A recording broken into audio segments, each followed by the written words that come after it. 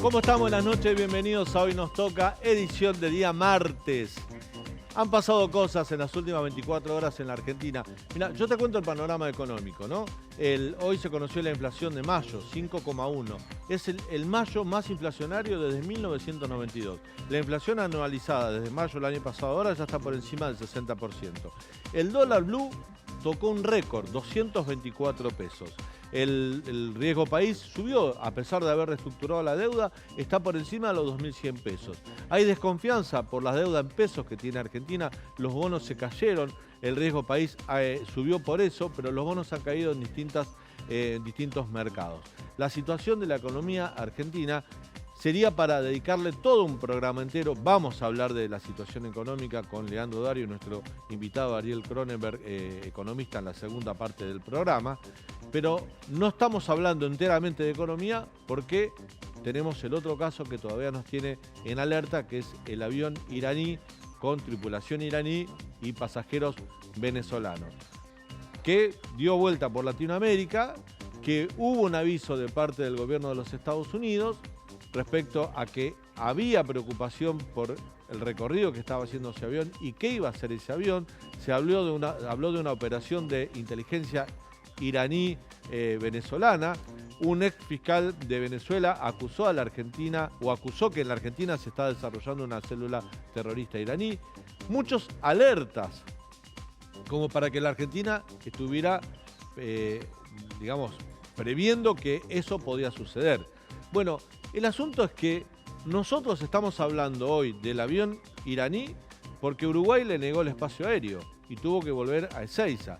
Y a partir de ese momento tomamos contacto o tomamos información sobre lo peligroso que podía llegar a ser esa situación. Ese avión estuvo en Córdoba porque no pudo aterrizar en Ezeiza, porque en Ezeiza había niebla ese día. Y cuando estuvo en Córdoba, al ser un avión, un Boeing 747, ayer lo explicaba nuestro invitado, un analista internacional, muchos fanáticos de los aviones, muchos fanáticos de los Boeing, fueron a sacarle fotos y las subieron a las redes. A partir de ese momento comenzó a hablarse del avión iraní, cosa que el gobierno no había hecho, y el gobierno argentino tiene la obligación de darnos información concreta sobre qué hizo ese avión en la Argentina, por qué tardaron 48 horas en investigarlo, por qué tardaron 48 horas en allanar o revisar el avión, en revisar a la tripulación. Y hay varios datos que son como para tener en cuenta de que el gobierno no hizo lo que tenía que hacer, que te lo voy a dar más o menos ahora en breve punteo. Gran parte de los integrantes de ese vuelo, tanto los 5 iraníes como los 14 venezolanos, no tienen perfiles en internet, no tienen redes sociales, no son fácilmente encontrados en ningún tipo de actividad en internet. Son funcionarios, son pilotos de avión, son gente que trabaja en altas esferas de distintos gobiernos, tanto el de Irán como el de Venezuela. Bueno, hoy me contaba Andrés Servín que se puso a buscar cada uno de las personas, tanto los 14 venezolanos como los 5 iraníes, y solo 2 tienen perfiles en internet. Son los 2 más jóvenes venezolanos, ningún iraní, ninguno de los otros venezolanos. Raro, decime que sos agente de inteligencia sin decirme que sos agente de inteligencia, no tenés perfil público. Segundo tema, la justicia secuestró 18 celulares, eran 19 pasajeros. 5 iraníes, 14 venezolanos, pero secuestraron 18 celulares. ¿Que había uno que subió al avión sin portar celular?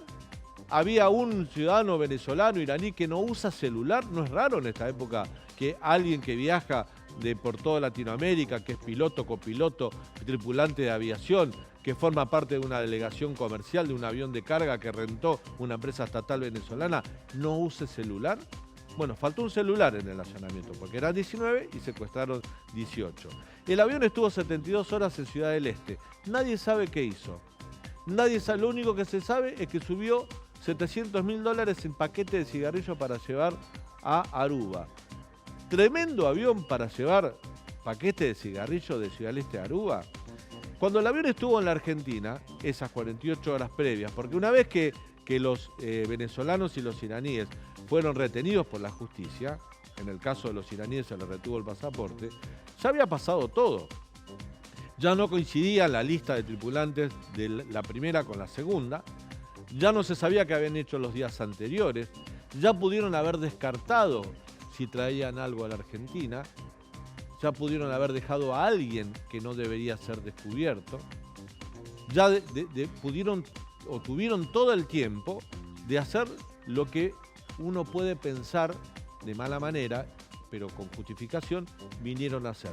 Reitero, personas que no tienen perfiles públicos en internet, personas que pertenecen, o el avión y los tripulantes, a un país como Irán. El piloto del avión puede ser parte del Al-Quds, esta organización que forma parte de la Guardia Islámica, que da colaboración a grupos terroristas en el mundo. Y Argentina, con todo el respeto que merecen los países vecinos de la región, Argentina no es Chile, Uruguay, Paraguay. Nosotros sufrimos a Irán como Estado terrorista.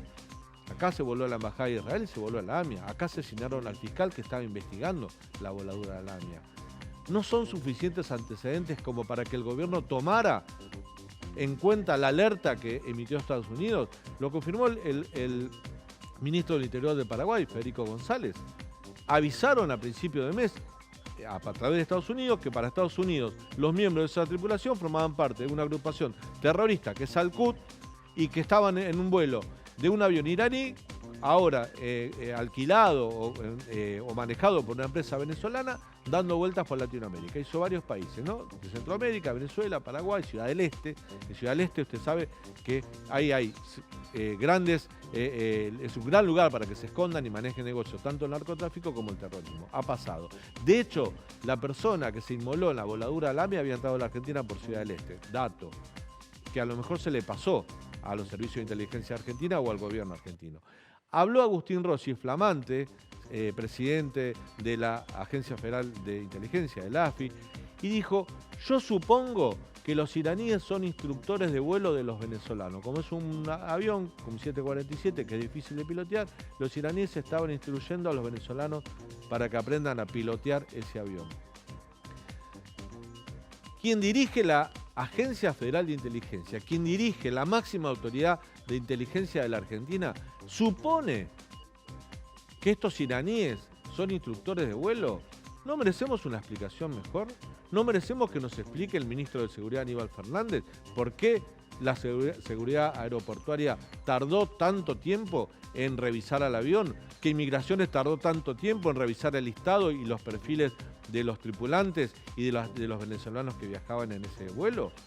¿No merecíamos que el Estado, teniendo en cuenta todos los antecedentes que le estoy contando, los antecedentes de las personas que viajaban en ese vuelo, de los antecedentes que tiene Argentina con Irán, de la alerta que emitió Estados Unidos, del aviso que dio Paraguay? Hoy lo confirmó el propio embajador argentino en Paraguay, el ex gobernador del Chaco, Domingo Pepo. Dijo, no fue el aviso a través de la embajada, fue a través de las agencias de inteligencia. Pero hubo un aviso el 6 de junio respecto a ese avión. Y se dejó pasar todo este tiempo. Y sale el director de la AFI a decir, yo supongo que son instructores de vuelo. Yo digo a la gente del gobierno, no aclaren que oscurece. Los argentinos, teniendo en cuenta nuestros antecedentes y lo que vivimos con Irán, donde tenemos pedido de captura internacional para varios funcionarios o colaboradores de funcionarios del régimen iraní por haber sido o autores materiales o autores intelectuales de la voladura de la AMIA, solo con esos antecedentes merecemos una explicación, digamos, un poco más profunda. Ahora la DAIA se presenta como querellante. El juez Vilela le quedan, creo que un poco más de 24 horas para devolverle el pasaporte a los agentes iraníes. ¿Lo va a hacer el juez Vilela? ¿Le va a devolver los pasaportes y se van a ir como Pancho por su casa? ¿Y nos vamos a quedar con todas las dudas nuevamente? ¿Qué pasaron esas 48 horas previas? ¿Qué pasaron las 72 horas que estuvieron en Ciudad del Este? ¿Qué pasó cuando sobrevolaron el espacio aéreo argentino sin los controladores encendidos? Nadie va a responder esa pregunta. ¿El juez le devolverá los pasaportes a los ciudadanos iraníes o los retendrá un tiempo más hasta que esto se esclarezca? Me parece que merecemos esto último. La oposición pidió que vayan a dar explicaciones al Congreso. Hoy la fiscal de Loma Zamora le pidió al juez que actúe con mayor celeridad y con mayor firmeza ante esta situación. Es una situación muy, pero muy delicada. Y la única respuesta oficial que tuvimos es lo que supone el director de la Agencia Federal de Inteligencia, Agustín Rossi, que eran instructores de vuelo. Me parece muy poco para tamaños antecedentes. Después de nuestra historia, trágica historia que tiene Argentina, con Irán, con el terrorismo iraní, y por respeto, aunque sea por nuestros muertos de la AMIA, merecemos que este gobierno, en lugar de mostrarse como negligente, se muestre que por lo menos no fue colaborador de esta situación. Quédate hasta las 22, estamos aquí en el canal de la ciudad con esto que es Hoy Nos Toca. En minutos ya está en el piso Margarita Stolbizer para charlar con nosotros. Entiendo que la oposición necesita armar debate político alrededor de esto para tapar que el socio de Macri, Horacio Cartes, es uno de los contratantes del avión. Larreta dijo que es responsabilidad del gobierno nacional que el avión esté parado y supongo que habrá felicitado porque el avión está parado y Ahora, si lo que quiere es esconder a Horacio Cartes, el socio de Macri, que es el contratante del avión, le tenés que preguntar a Larreta. Lo del avión es una vergüenza, una muestra más de inoperancia del gobierno, una muestra más de lo que ha sido la contradicción de nuestra política exterior. Ninguno de los sistemas de seguridad, de alarma, parece haber funcionado. O sea, es inadmisible que haya aterrizado un avión con esa gente sin que las alarmas, sin que los mecanismos de seguridad hayan funcionado. Realmente en esto cruzaron todos los límites. Es la primera vez que tenemos 60% de inflación desde el 92 para acá y no tuvimos un shock de devaluación y no tuvimos un shock tarifario. Desde la ciudad nosotros vamos a hacer lo imposible para que no se genere la acampe, eso lo saben, pero también hay una realidad, esta situación no se arregla con la policía, esta situación también necesita una decisión política por parte del gobierno nacional que les dé una respuesta a las necesidades de la gente. Sería muy bueno que genere una mesa de trabajo urgente entre el gobierno nacional, el gobierno de la provincia de Buenos Aires, para evitar que toda esa gente se tenga que movilizar. Muy bien, arranca el programa, nos visita una diputada nacional con la cual vamos a hablar de esto que comentaba en la introducción editorial de este avión iraní, pero también de la economía y de otras cosas que pasan en el país. La siguiente invitada. Se trata de Margarita Stolbizer, nació en Morón, fue diputada nacional, es diputada nacional por Juntos por el Cambio, presidenta del partido GEN y además fue candidata a presidenta de la Nación y a gobernadora de la provincia de Buenos Aires. Yo siempre digo lo mismo porque me encanta el básquet y además es mamá de Nicolás Laprovítola, gran jugador del Barcelona de España y de la selección argentina. ¿Cómo estás, Margarita? Es el aspecto más lindo de mi currículum, y bueno, me sí, parece. por eso. No te lo pones, yo lo cuento, por eso. ¿Cómo estás, Margarita? Bien, viviendo estas horas con el avión de Irán. Irán. En realidad sí es bastante difícil reconocer cuando uno dice, bueno, me va bien en el contexto de este país, de una Argentina que nos hace sufrir todos los días, ¿no? Hoy si tocamos solo las noticias del día es el avión iraní, la inflación, que estamos en un 60%. Digo, todos los indicadores interanual, económicos, yo decía cuando comenzaba la editorial, todos los indicadores económicos son tan malos que nos daría para hablar todo el programa de eso, pero la verdad que es tan grave lo del avión iraní. Y agrega a eso la decisión de la Oficina Anticorrupción de retirarse terrible como querellante en la causa. Eso es un combo realmente muy preocupante. Creo que estamos en una situación de la Argentina tremendamente delicada, con un gobierno que además de que ya no da pie con bola y no tiene rumbo en las cuestiones económicas, sobre todo lo que vamos viendo es que, bueno, o estamos en un gobierno de inútiles totales absolutamente o de cómplices. Ese es el tema. El gobierno tiene que claro, demostrar, a esta altura prefiero que demuestre negligencia y no complicidad con el caso Sí, del lo que avión pasa es iraní. que las cosas no están desvinculadas unas de las otras. Todas estas cuestiones y este combo que decimos que se repite porque mañana van a ser otras 3 noticias, ¿no? La verdad es que nos muestra una Argentina cada vez menos previsible y después llegamos a los puntos de la inflación que sufren los más pobres en un país donde realmente se ha perdido la capacidad de recibir inversiones, de generar empleo, de producir.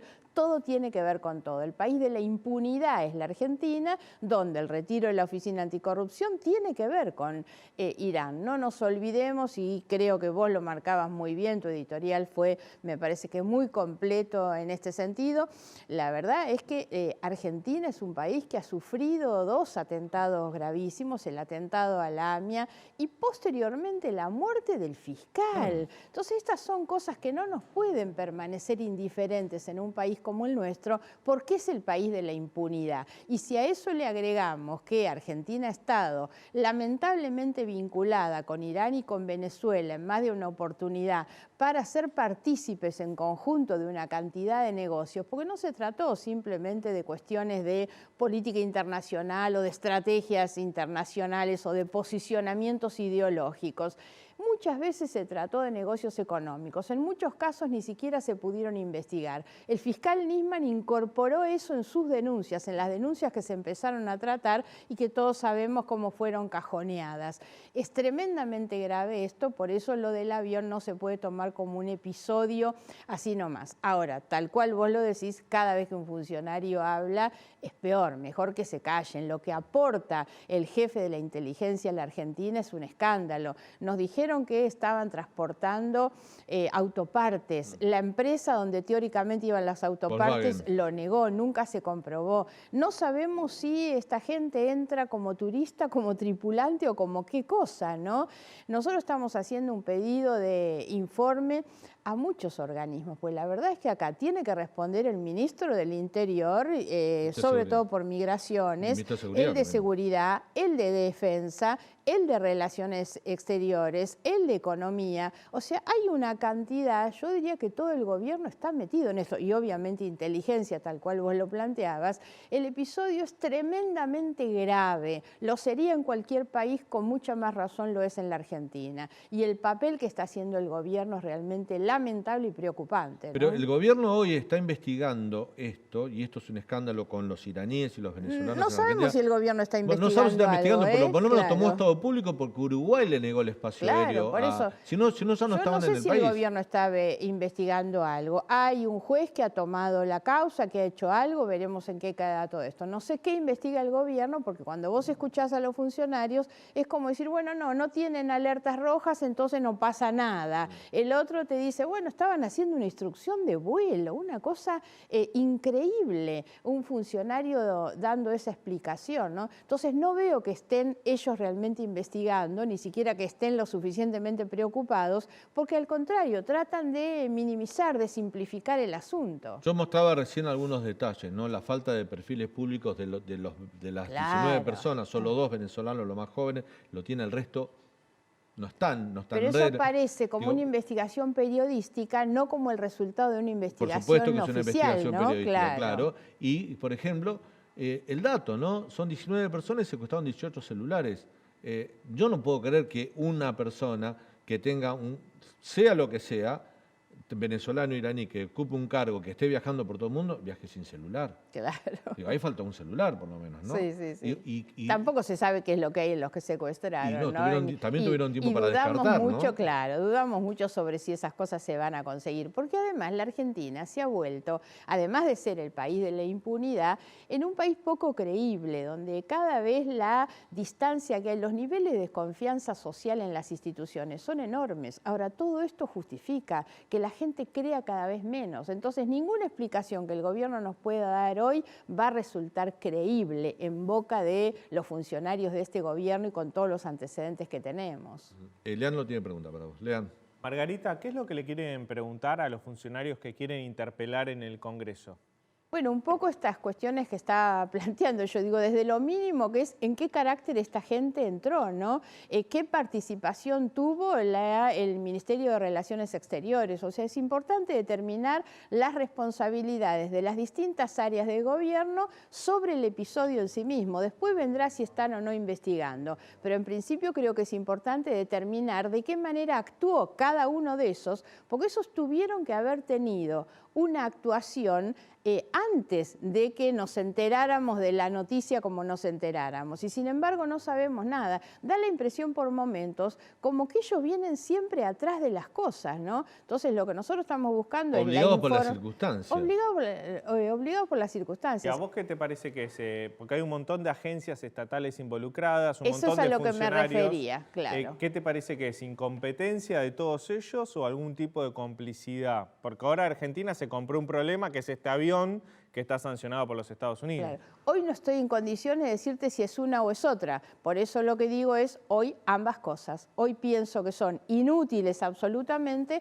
pero no dejo de sospechar la existencia de alguna connivencia o complicidad por todos los antecedentes que tenemos, no solo de ellos, porque muchas veces se habla y bueno, pero los iraníes, esto, lo otro. No, empecemos a pensar en este gobierno, en este gobierno. Por eso hice referencia a la denuncia del fiscal Nisman, donde él claramente habla de los negocios y de la triangulación. Yo me acuerdo haber presentado, cuando se desechó la denuncia del fiscal Nisman, hice una presentación ante la Cámara Federal para que se investigue, porque yo justo había estado en Brasil y traje una revista de Brasil donde algunos funcionarios, exfuncionarios venezolanos de Chávez, que ahora estaban en los Estados Unidos, habían hecho una denuncia muy fuerte sobre una triangulación multimillonaria de dinero que Irán enviaba a la Argentina a través de Chávez, y que eso había originado un pedido de Irán a Chávez para que Chávez convenza a Cristina Kirchner que tenía que bajar los reclamos hacia Irán. Una triangulación que tenía, insisto, una base de estrategia o de acuerdos ideológicos, pero fundamentalmente económicos, porque lo que había en el medio siempre era dinero y negocios. Irán en ese momento pedía a Chávez que también buscara sobre la Argentina información nuclear, porque Argentina tiene también información nuclear. Yo estoy trabajando en estos momentos también con el tema de armas nucleares. Argentina es el único país de América Latina que no ha firmado el Tratado de Prohibición de Armas Nucleares. Gravísimo en un momento como este, en el que Rusia permanentemente está amenazando con usar esas armas nucleares. Esto también hay que ponerlo en el contexto de lo que estamos hablando. Por eso digo, las sospechas no son solo sobre los iraníes, son sobre los funcionarios que nosotros tenemos. ¿Qué te dice que esto suceda días después que el presidente Alberto Fernández vaya a la Cumbre de las Américas, defienda la dictadura de Nicolás Maduro, a la de Cuba también, por ende también a la de Nicaragua? El presidente dice, no, ahí tenemos diferencias, pero él habló de los tres ausentes, eran las tres dictaduras, Nicaragua, Venezuela y Cuba claramente, en un contexto donde la Cumbre de las Américas quería significar el valor de la democracia en la región, donde no se permitía a gobiernos autoritarios participar de un encuentro internacional. El presidente hace una defensa, critica al anfitrión por no haber invitado a esos países, y el dictador Nicolás Maduro le agradece al presidente desde Teherán, porque se encontraba en Irán, casualmente, y a los pocos días sucede esto. ¿Está todo relacionado y un cambio geopolítico? Nuevamente, ¿volvemos a girar hacia ese lugar? Mira, tengo obviamente una opinión sobre la participación de Alberto Fernández en la cumbre, pero no puedo hoy hacer una vinculación con este episodio. No me parece, o por lo menos no tengo ningún elemento para establecer una vinculación. Que ¿Cuál es tu opinión sobre estuviera en Teherán? Bueno, la peor de las opiniones. Vos sabés que yo estuve participando en Los Ángeles en una cumbre paralela, por así decirlo, de parlamentarios, Cumbre de las Américas de Parlamentarios, donde justamente las cuestiones que se plantean es la necesidad de preservar y defender la democracia, porque los gobiernos autoritarios están siempre vinculados con el abuso de poder, los privilegios y la corrupción. En todos los casos es así y hay que defender la democracia, mejorar la calidad de la democracia. Ese es el desafío. Para nosotros fue muy importante, por primera vez se hace una reunión de parlamentarios. Lo del presidente Fernández fue en el punto del papelón, si pudiéramos llamarle de alguna manera, más allá de lo desastrosa que es la política internacional. Pero ir a la cumbre que convocan los Estados Unidos a decirle lo que tienen que hacer los Estados Unidos para defender gobiernos dictatoriales, sinceramente, es inconcebible. Pero yo insisto con que estas cosas no pueden pasar por la anécdota de lo que fue y dijo y que nosotros critiquemos. Hay que entender seriamente que eso se paga en ser un país cada vez más aislado, con menos inversiones, con menos posibilidad de negocios, por lo tanto, con menos empleo y más pobreza. No se sale de la pobreza con los subsidios, con los discursos, en realidad, si seguimos siendo un país que cada vez está más aislado del mundo y menos comprometido realmente a mejorar, porque lo que tenemos que hacer siempre es ver, bueno, cuál es el aporte. Discusión de boleta única de hace unos días. Yo no digo que nuestro sistema es malo. Ahora, que tenemos que mirar el mundo por donde camina para intentar mejorar, las instituciones están para ser mejoradas y en la Argentina parece que al contrario, siempre vamos hacia atrás. Bueno, hay un cambio, vos lo decías cuando comenzabas en la charla, lo tocaste muy por encima y me gustaría meterme un ratito en eso, que es la actuación de la Oficina Anticorrupción desde que asumió el gobierno de Alberto Fernández. Hoy la Oficina Anticorrupción se retira como querellante en la causa que se investiga, la obra pública de Lázaro Báez, en la cual Cristina Fernández de Kirchner es la principal acusada, la causa vialidad. Pero no es la primera vez que la Oficina Anticorrupción se retira como querellante en causas contra la expresidenta Cristina Kirchner. Es como que, yo lo decía la semana pasada, lo escribí en La Nación, como que la Oficina Anticorrupción, desde que asumió Alberto Fernández, pasó a ser una parte del decorado del organigrama, no cumple con su función. De hecho, la denuncia o la carta de renuncias que hace Matías Culfas hubiese sido merecedora de que el presidente se la mande a la Oficina Anticorrupción para que investigue, por lo menos administrativamente, mínimo eso. Por supuesto.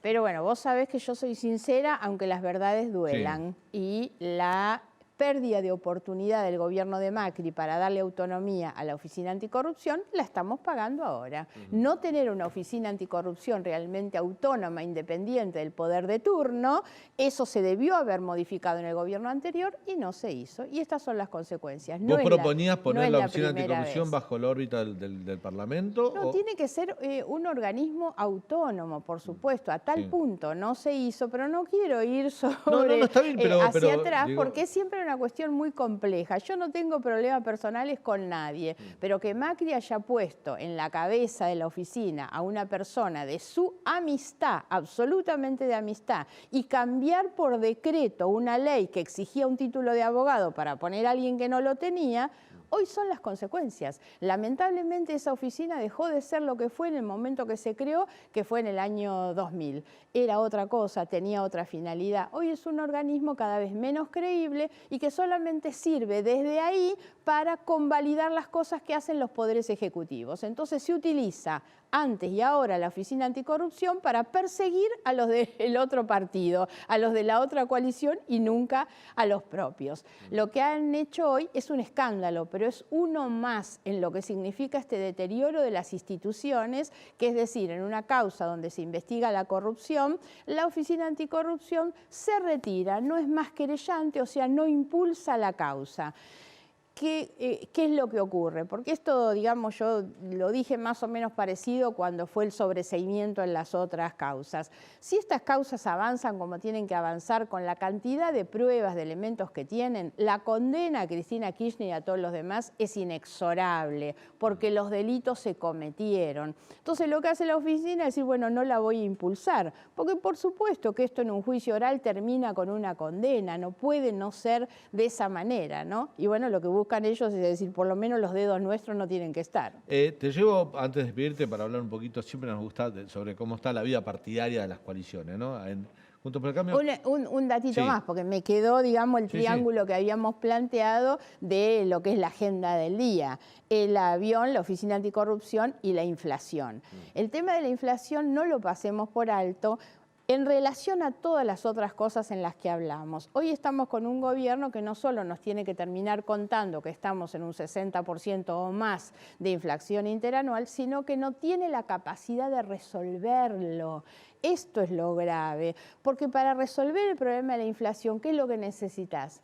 Estabilidad económica y política, equilibrio. Y este gobierno no tiene ni una cosa ni la otra. Están todos tan desequilibrados que es imposible pensar que puedan equilibrar la moneda, ¿no? Bueno, y por eso digo, tiene que ver con todo, y ahí voy a lo tuyo, porque lo cierto es que hoy la coalición opositora, ¿qué tiene que hacer? Tiene que prepararse para resolver eso. No podemos llegar al gobierno dentro de un año y medio sin saber cómo se resuelve el tema de la inflación. Bueno, perfecto. Un poco más de lo que yo te quería decir. La coalición opositora tiene grandes probabilidades de ser gobierno en el 2023. Para ser gobierno tiene que presentar un proyecto, estar de acuerdo, por lo menos todos ustedes que la integran, cómo derrotar la inflación, cómo generar empleo, 4 o 5 puntos vitales. Exacto. ¿Ayuda porque después está la gente que tiene que confiar en la coalición opositora. Es que lo primero es reconstruir pero ayuda a la pelea interna, ayuda ¿eh? a que Gerardo Morales se chicanee con Mauricio Macri por Hipólito Yrigoyen, que Facundo Manes se reúna hablando de ciencia con Daniel Filmus, salga contento, pero después critique el presupuesto educativo de la Ciudad de Buenos Aires. ¿No te parece eso genera un poco de bronca en el electorado opositor? Más allá de las diferencias que pueden existir, digo, hacerlas tan públicas. No, pero es que folclore, a mí me parece que no tiene hoy ninguna importancia, sinceramente. Creo que hay toda una discusión y una tensión, digamos, que se va a resolver como se tiene que resolver, que es el día que haya una PASO, en quiénes van a ser los que lleven la bandera. Lo que no se resuelve en la PASO, y es más importante, es lo que vos decís. La coalición se tiene que sostener en un acuerdo programático. Entonces eso es lo que disipa todas las dudas y las tensiones y las diferencias. Hay un momento, un lugar donde la discusión se salda y se dice, vamos en este sentido. Y lo que se tiene que hacer en la economía, en la seguridad, en el ambiente. Pero dicen que están trabajando en eso. Por lo menos cada vez que hablamos con los dirigentes de Juntos por el Cambio, dicen, mira, están todas las fundaciones trabajando en un programa. Eso es a lo que voy. Hoy la prioridad es esa. Todo lo demás es folclore, no hay que llevarle la punta. Y tampoco tenemos que pensar que las disputas internas que puedan existir, que de hecho existen. Sí, pero generan bronca, Margarita. O sea que la gente está muy sensible y ve un gobierno que no da pie con bola con la economía, que no da pie con bola con un montón de cuestiones, por ejemplo, la seguridad interna, con el tema de la corrupción. Lo importante, Daniel, es eso. Y lo ven chicanearse a ustedes. Claro, pero lo importante es eso, no es la discusión de la candidatura o de la chicana. Lo importante es lo que vos decís, es cuáles son las respuestas frente a los problemas que la Argentina tiene. Hoy ese es nuestro desafío. Yo creo que lo central hoy es eso. Y me parece que lo bueno es que ustedes del otro lado, como periodistas, nos estén exigiendo. Hay que empezar a mostrar esas soluciones. No se puede competir solamente con estrategias de marketing.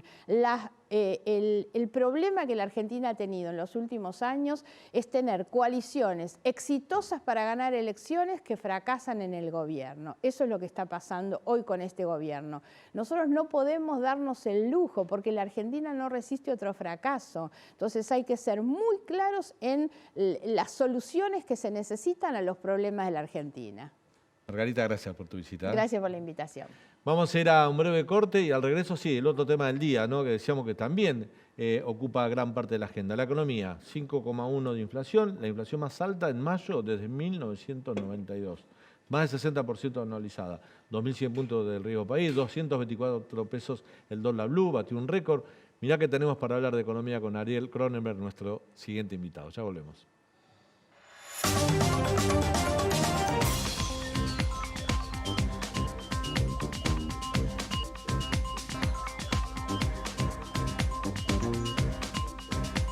Día complicado para la economía, ¿no es así, Leandro? Bastante fuerte la mala noticia. Sí, bastantes malas noticias por distintos frentes. Hoy el INDEC difundió a la tarde el dato de inflación de mayo. La inflación, el aumento del índice de precio del consumidor fue del 5,1%, fue menor al 6% de abril y al 6,7% de marzo, pero es un montón. Interanualmente es 60,7%. Y en lo que va acumulado del año, 29,3%, casi en 5 meses, casi llegamos a la meta anual que había fijado el año pasado Martín Guzmán. En el proyecto del presupuesto girado el 15 de septiembre del año pasado, la meta anual era 32. Estamos muy cerca de esa meta anual, solo en 5 meses. Solo en 5 meses. Y se trata interanualmente de la máxima inflación desde 1992. O sea, para tener en cuenta el dato, en 1991 la inflación anual fue del 84%, ahora interanualmente estamos en el 60,7%. Y si vemos a lo largo de los meses, es verdad que baja un poco. En enero fue del 3,9%, en febrero 4,7%, marzo fue el pico, 6,7%, abril 6%, mayo 5,1%, pero lo preocupante de este mes es que los regulados fueron muy altos y los estacionales bajos. Es decir, si los estacionales llegan a pegar un salto, estamos en problemas. Pero los regulados, caso tarifas, regulados caso prepagas, algunos de ellos empiezan a sumarse en junio, no son de mayo. Sí, el horizonte para junio también es preocupante porque, como decís vos, tenemos aumento de prepagas, aumento de gas, aumento de electricidad, es decir... Ahí vemos la evolución de los aumentos en el 2022. Mirá, salud lo que más subió. 6,2. Salud es el rubro que más aumentó por las prepagas, transporte por el aumento de la nafta, de los combustibles, y nuevamente en el podio, en este caso en el tercer lugar, textiles, calzados y prenda de vestir. Pero me parece que en la suma de los 5 meses, calzados y prendas está primero, ¿no? Está primero, sí. Y en la suma del año también. Alimentos y bebidas, 4,4. ¿Cómo dio alimentos y bebidas respecto a ese 5,1 en el mes de mayo? Bueno, bajó. Bajó un poco. Bajó un poco y la inflación núcleo dio 5,2%. Siempre es importante mirar la inflación núcleo porque es la inflación que tiene en cuenta que saca del cálculo a los precios regulados y a los precios estacionados. O sea, es una inflación que te permite proyectar a mediano plazo y dio un 5,2%. Bueno, hay que ver qué pasa, pero acordate que en el relevamiento de expectativas de mercado, que es el promedio que hacen todas las consultoras, la inflación anual está estipulada arriba del 72%, es decir, estamos en un escenario de aceleración inflacionaria. Acordate que en abril las consultoras hablaban de 60% y a principio de año de 50%. Ya estamos hablando arriba de un 70%, con lo cual el escenario se complejiza para la economía argentina. Muy bien. Y con un dólar que cerró dólar blue, 224 pesos, récord también, ¿no? Nunca había tocado ese Récord, precio. y hace una semana, el martes pasado, yo hablaba con fuentes del mercado y me decían, bueno, se están rescatando fondos comunes de inversión, están vendiendo bonos y no sabemos a dónde van los pesos. Bueno, a partir del jueves pasado ya sabemos a dónde van los pesos, van a los dólares financieros, contado con liquidación, que cerró 239 pesos. MEP, dólar MEP, 231 pesos y también el dólar blue libre que cerró 224. Bueno, muy bien. Jornada negra para la economía para analizar con un gran invitado. Se trata de Ariel Korenberg, que es economista, director del Centro de Estudios de la Productividad, coordinador del proyecto Arclems Matlan, Vaca Muerta, escribió sobre Vaca Muerta, PBI, tasa china, corrupción, economía y el fútbol. Aparte le gusta el fútbol al hombre y me acaba de tirar un datazo, le gusta Manal. Amante del rock nacional progresivo, Manal. Manal. Me mataste con eso, yo no me olvidé de porque en Manal. Argentina hay que tener jugo de tomate frío. El jugo de tomate frío, ¿no? Sobre todo para analizar las cosas que vos me pedís. Acá estamos. Bueno, Leandro dio un panorama. ¿Por qué la Muy inflación completo. está alta? A ver, explícame a mí, que no sé, a la gente que no sabe, que no tiene chip, ¿por qué no frenan la inflación? Dame 3, 4 tips para entender por qué la inflación sigue alta. Bueno, esto es muy técnico.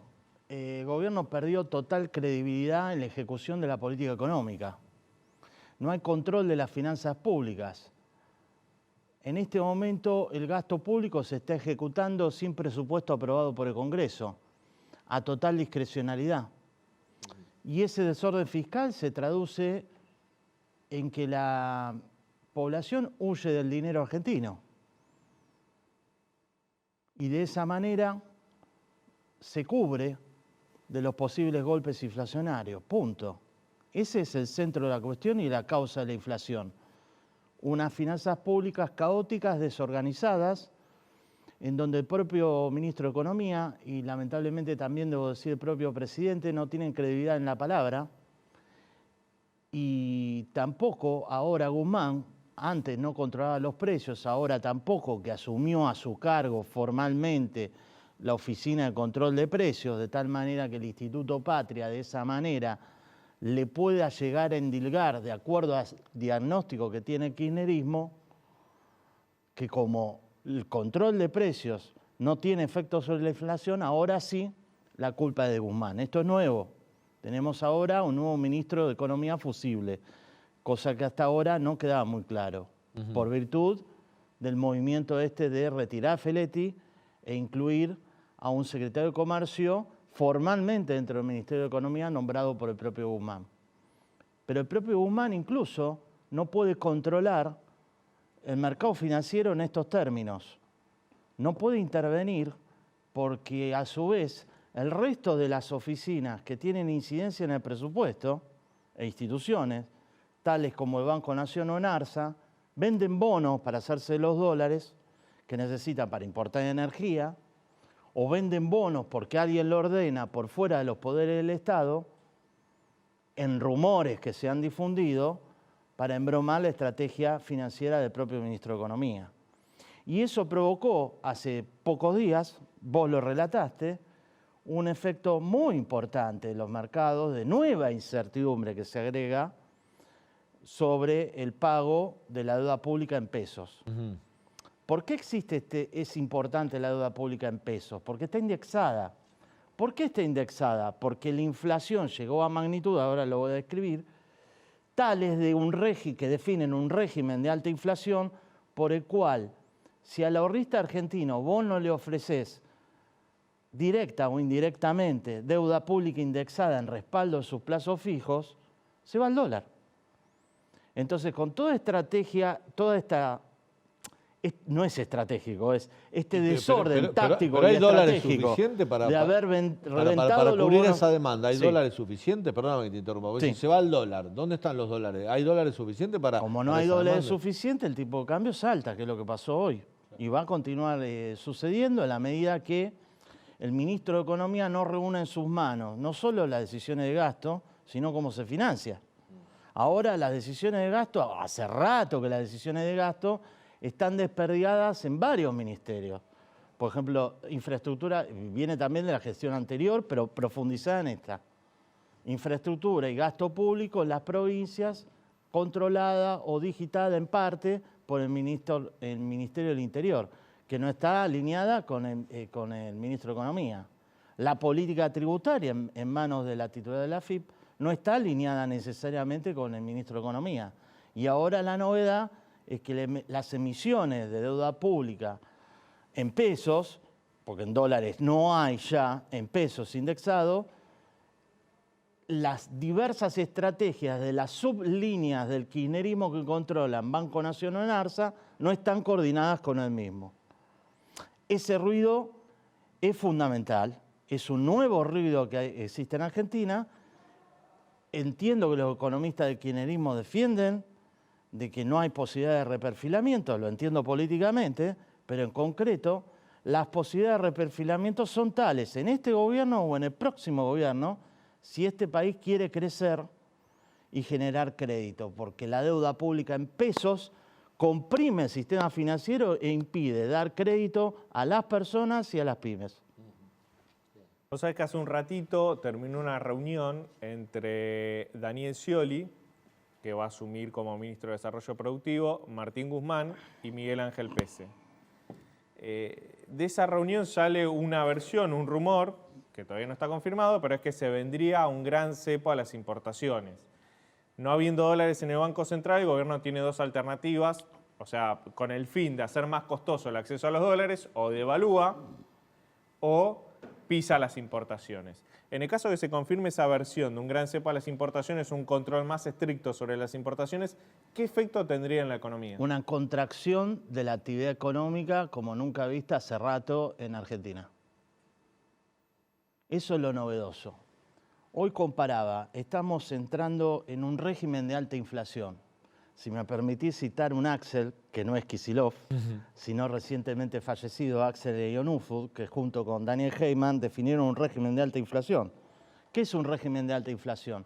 Que el horizonte de decisión y de firma de contratos y estipulaciones de salarios, alquileres y otros, se acortó al mes. Se acortó al mes. Como en los regímenes de alta inflación de los 80, antes de entrar en una hiperinflación, que es otra situación. Vos sabés que el dato de 6% mensual que tuvimos hace poco, anualizado, ya da 3 dígitos de inflación anualizada. No es correcto hacerlo porque hay que ver los meses que quedan del año. Pero esta inflación interanual de 60% hace, desde el 92 dijiste que sí, no se 92. Ve. Lo novedoso es que yo no recuerdo haber leído, pero también lo viví, que durante el régimen de alta inflación hubiera un cepo cambiario tan fuerte sobre las personas físicas, jurídicas y empresas, tan fuerte como que existe actualmente. De tal manera que incluso si uno ve las series del PBI durante los 80, apenas un par de años hubo una recesión clara. Lo que pasa es que al mismo tiempo, al entrar a 3 dígitos anuales, 4 dígitos anuales, 3 dígitos en el mes de junio del 89, estamos lejos de eso, obviamente que la gente sufría una pérdida total de su riqueza y de esperanzas en el país, aun cuando tuviera empleo.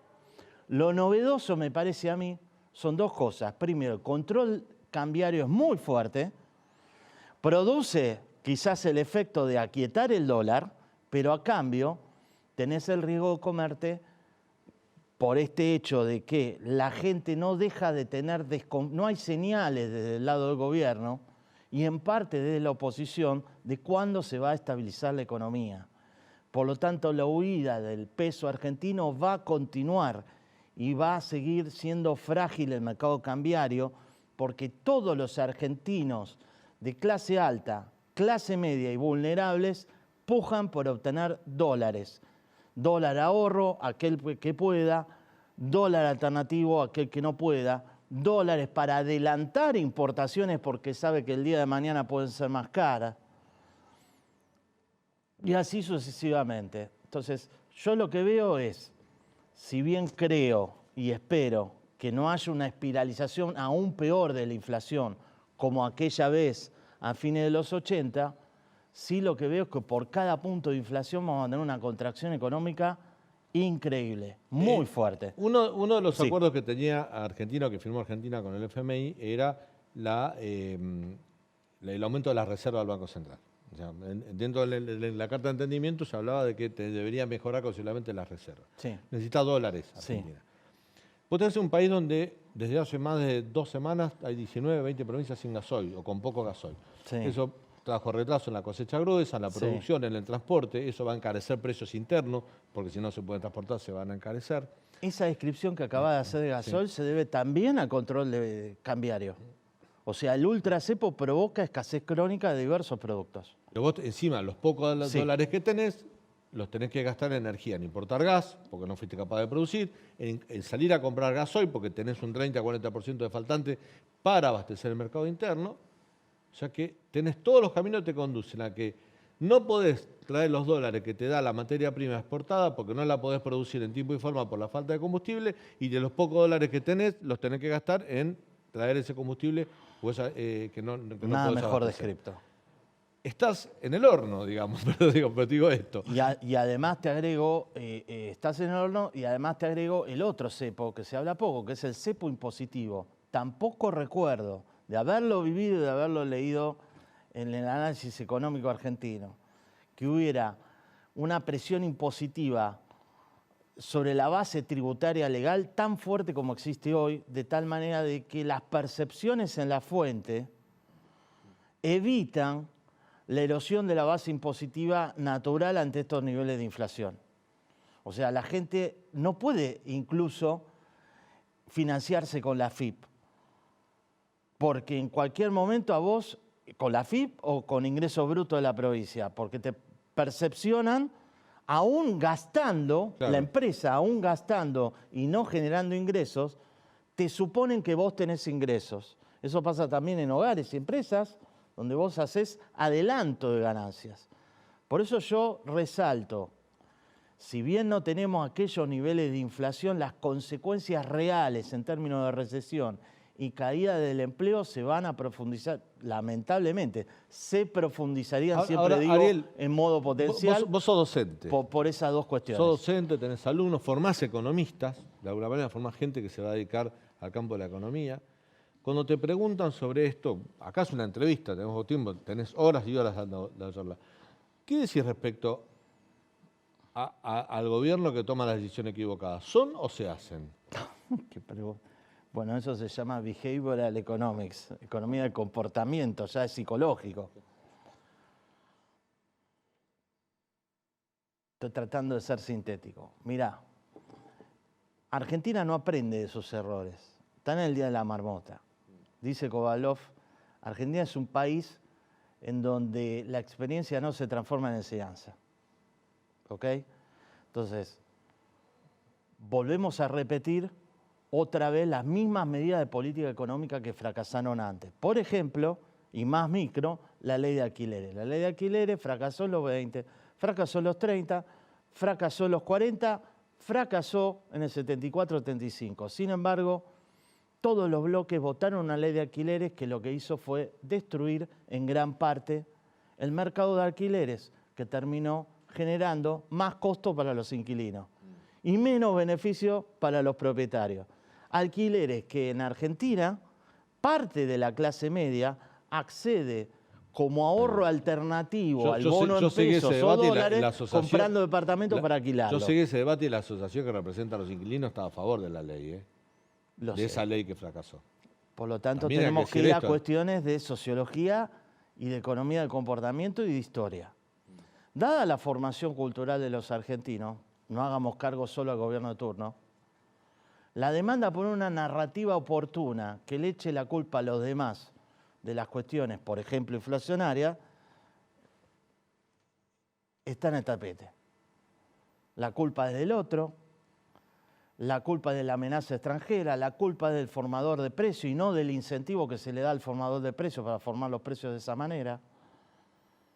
De tal manera que la ilusión monetaria que tienen los argentinos, los líderes populistas, peronistas o no peronistas, abrevan sobre la misma y aprovechan mientras la gente, generación tras generación, valga la paradoja, no se produce el trasvasamiento generacional que buscaba el peronismo para su líder, pero tampoco de las experiencias de los jóvenes de ayer a los jóvenes de hoy. Entonces los jóvenes de hoy están aprendiendo aceleradamente, cada vez más aceleradamente a convivir con la inflación. Y el gobierno le responde adaptando, mediante decretos y normas, la adaptación de los argentinos a la inflación, pero no solucionándolo. Por ejemplo, ahora se va a actualizar la base de ganancia antes de lo que estipulaba la ley. Por ejemplo, el Sindicato de Comercio, y ahora contagió al resto de los sindicatos, que me hace acordar al llamado momento de Lorenzo Miguel luego de Rodrigazo, luego de los Rodrigazos en cuotas que hemos vivido, como citando a Roberto Lavagna, padre, que ha dicho que vivimos un Rodrigazo en cuotas continuo en Argentina, ahora los sindicatos están renegociando salarios cada vez más frecuentemente. O sea, vos podés definir un régimen de alta inflación respecto a una inflación moderada, no solamente porque proyectás, en vez de anualmente, mensualmente, cortoplacismo cada vez más absoluto, sino también porque aumentás la frecuencia de la renegociación. ¿Eso qué hace? Destruye la inversión. No solo destruye la inversión, o sea, ¿cómo vas a invertir si tu proyección es mensual? Ariel, estamos describiendo un escenario económico muy delicado. Régimen de alta inflación, riesgos de una irrupción financiera por el aumento del dólar, posibilidad de una recesión, enmarcada en un contexto de posibilidad de recesión global también, no solo doméstica. ¿Vos creés que la oposición es consciente de este escenario económico tan delicado? Porque es probable que el año que viene tengan chances de ganar las elecciones y siempre se habló cuando ganó Macri de que no denunció la herencia. ¿Vos creés que la oposición hoy es consciente de este escenario económico? Muy poco. No quiero decir no, muy poco. ¿Por qué? Arreglarle con la macroeconomía, o sea, a ver, porque la oposición, y también el Frente de Todos, nos hablan continuamente en positivo, como debe hacer un político también. Yo soy independiente, no hablo como político, hablo como ciudadano argentino, además de economista. Siempre está la tentación en una campaña de soluciones mágicas, ¿no? Hablemos en positivo, las oportunidades productivas que tiene Argentina, la bioeconomía, las energías renovables, vaca muerta. Pero hay que poner en marcha todo eso. Etcétera, sí, exacto, etcétera. Ahora, de oportunidades productivas, que soy chiquito, yo las escucho, pero no las tomamos. Somos el granero del mundo. ¿Por qué? Porque para que alguien entierre capital y extraiga petróleo de Argentina, o realice una siembra y expanda el área sembrada en Argentina, tiene que haber confianza. Confianza. Entonces, ¿la confianza se gana con reglas de juegos claras? Con reglas de juegos claras y estabilidad macroeconómica. Cuando yo estudiaba en la facultad, que fue en medio de la CIPER, hablábamos de esto, lo que hay que generar es estabilidad macroeconómica. Si vos nos generás estabilidad macroeconómica de reglas y bajás la inflación, por lo menos al promedio de América Latina, que es menos del 10% anual, estamos sonados, no hay vaca muerta que resista a esto. Ariel, nos quedamos sin nada de tiempo, vas a seguir viniendo al programa seguro, pero gracias. Quiero que con esa frase de Keynes que trajiste, que me parece que me dijiste que la querías leer, algo nos vas a decir. Keynes decía en 1923 en el Tratado de la Moneda, si no hay moneda, va a quedar un vacío peligroso que se intentaría solventar, resalto año, 1923, con una serie de medidas populares tales como subsidio, control de precios, impuesto a la riqueza y a las ganancias, que terminaría siendo y generando sus propios males. La inflación redistribuye ingresos en forma arbitraria, destruyendo la riqueza de todas las clases sociales, enfrentando a los grupos de ciudadanos entre sí y erosionando la democracia. Qué actual, ¿no? 99 años tiene esa frase. Exacto. La estamos viviendo. Gracias, Ariel. Un gustazo. Gracias por tu visita. Bueno, nos estamos yendo. Gracias, Lean. Gracias, Daniel. Nos reencontramos mañana, como siempre, a las 21 aquí en el Canal de la Ciudad para contarte todo lo que sucede en Argentina y en el mundo. Gracias por habernos acompañado. Hasta mañana.